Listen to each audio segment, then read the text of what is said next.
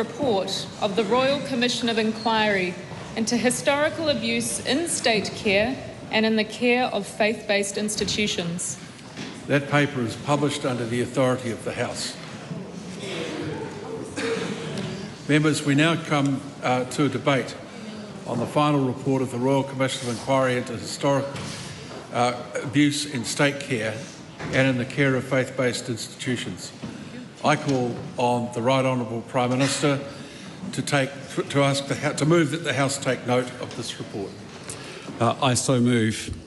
Mr. Speaker, this is a day that many New Zealanders who were abused in state care never thought would come. It's the day that this Parliament accepts with deep sorrow and regret the report of the Royal Commission of Inquiry into Abuse in Care.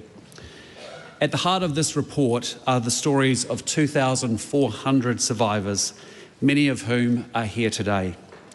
To every person who took part, I say thank you for your exceptional strength, your incredible courage, and your confronting honesty. Because of you, we know the truth about the abuse and the trauma that you endured. I cannot take away your pain, but I can tell you this: you are heard and you are believed. Many of your stories are horrific and harrowing. They are painful to read, but not nearly as painful as they were to endure. The state was supposed to care for you, but instead many of you were subjected to the most horrendous physical, emotional, mental and sexual abuse. A number of faith-based schools, institutions and people in positions of authority who you should have been able to trust failed you in the worst possible way. When you tried to speak up, those same people turned a blind eye, they covered it up and they prevented you from seeking justice for far too long. Maori, Pacific, deaf and disabled people disproportionately bore the brunt of a lot of what had occurred. And not only did this have a devastating impact on your life, but also your families and your communities. We like to think that abuse like this doesn't happen here in Aotearoa, New Zealand, but it did, and it is a shameful chapter of our history that we must confront. And Mr. Speaker, this is a dark and sorrowful day in New Zealand's history. And it is important that as a country we bring to the surface and we understand the hard truths of what happened so we can try and move forward together. And I say to the survivors, the burden is no longer yours to carry alone.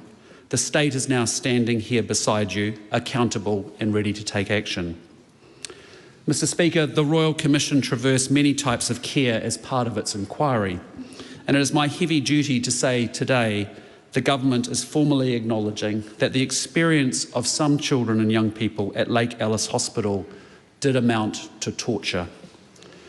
Patients at Lake Alice were given electric shocks without anaesthetic, as well as painful and immobilising paraldehyde injections. These so-called treatments were not administered for medical reasons. They were used for punishment and emotional control. These experiences were nothing short of horrific, and they happened in the New Zealand health system in living memory. To the survivors of Lake Alice, some of whom are here today, thank you for your determination to ensure that what you suffered was brought to light. What happened was wrong. You knew then it was wrong, and all these years later, the state also acknowledges that it was wrong. Today I stand humbly before you in this House to offer a long overdue apology to the survivors of Lake Alice. I am sorry that it has taken so long for this acknowledgement of torture. I want to also acknowledge Paul Zentfeld and also Malcolm Richards, who took cases against the New Zealand.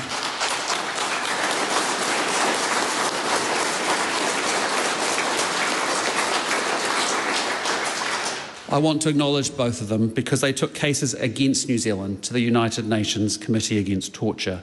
Thank you for your courage, thank you for your bravery, and thank you for your determination. I know that for some Lake Alice survivors, the acknowledgement today that what happened to you was torture is something for which you have been waiting for decades. And for you, this is a day of great significance. For others who suffered torture, I know that this acknowledgement feels hollow without the recognition that comes with redress. I regret that it is not something that we can give you today, but I assure you it is a priority for the government in the coming months. We are here today because it was important to the government that an acknowledgement and sincere apology be made with gravitas and dignity. It deserved to be made in this Parliament. And I know that some survivors are in fragile health, and also that a number have passed away during the inquiry, never hearing the state acknowledge the true extent of what happened to them. And to their families and to their whānau, I am sorry that they are not here to hear the state admit to what we should have owned many years ago. Mr. Speaker, not every child in state care was harmed, and of course there are and always have been many dedicated and devoted foster parents and social workers committed to looking after children in their care. But today is about acknowledging those who had their childhoods cruelly taken away from them. The tabling of the Royal Commission of Inquiry into Abuse and Care report is of historical significance to New Zealand. It is the result of the largest and the most complex public inquiry ever held on our shores. The report has taken 6 years to write, and it is almost 3,000 pages long, comprising of 16 volumes. And because of this, the content needs to be considered with respect and with care. It cannot be rushed, and the findings in this report need to be widely understood. And while we can never make right the harm that survivors experience, the government must be accountable and support survivors. And so Erica Stanford will lead a ministerial group to respond to the report's findings and the 138 recommendations. The first step is a formal apology which will take place on November the 12th. This is a significant and an important milestone, and we are working with survivor groups on the apology and the event. The apology will provide an important opportunity for the government and the leaders of other political parties to take responsibility on behalf of the nation for the failures of the state across many governments. I know survivors have been waiting a long time for changes to how the state and churches provide redress, and I want to assure you that we understand the urgency and the importance of that work, and we will provide clarity before the end of the year. I do want to pay special tribute to the commissioners and to all of the staff who worked on this inquiry. There is no doubt that for those who have heard and have written and have read these accounts, that they have been impacted by these horrific and harrowing experiences. The care, the sensitivity and the dedication you have shown in compiling this report is greatly appreciated. Thank you.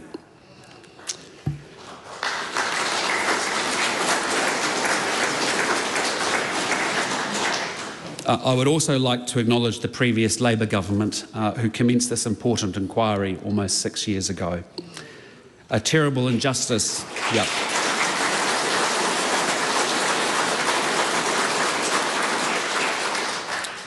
A terrible injustice was done in the name of state care, and it is now the responsibility of the state to make redress, and this government will ensure that it happens. And as Prime Minister, I will ensure that the state carries its care and protection responsibilities with tremendous weight. As difficult as it is, I hope that all New Zealanders take the time to read this report, to understand the abuse that you, the survivors, suffered and the lifelong impact it had on your lives. Through this, we will understand the obligation that we all have to prevent it happening again and to speak up whenever and wherever we see abuse of anyone in care or otherwise. I want to again acknowledge the survivors for their exceptional bravery and for sharing their stories. I share your dream for the next generation where every child, young person and adult is loved, is safe and cared for in a manner that supports their growth and development to becoming a thriving contributor to our society.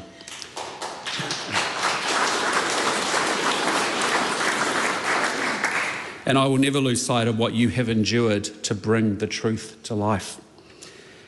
I would like to close with an excerpt from a karakia written by Waiharoi Shortland, who worked on the inquiry, and he said, "To you upon whom this inquiry has been centred, resolute in your pursuit of justice, relentless in your belief for life, we have only our highest regard and respect.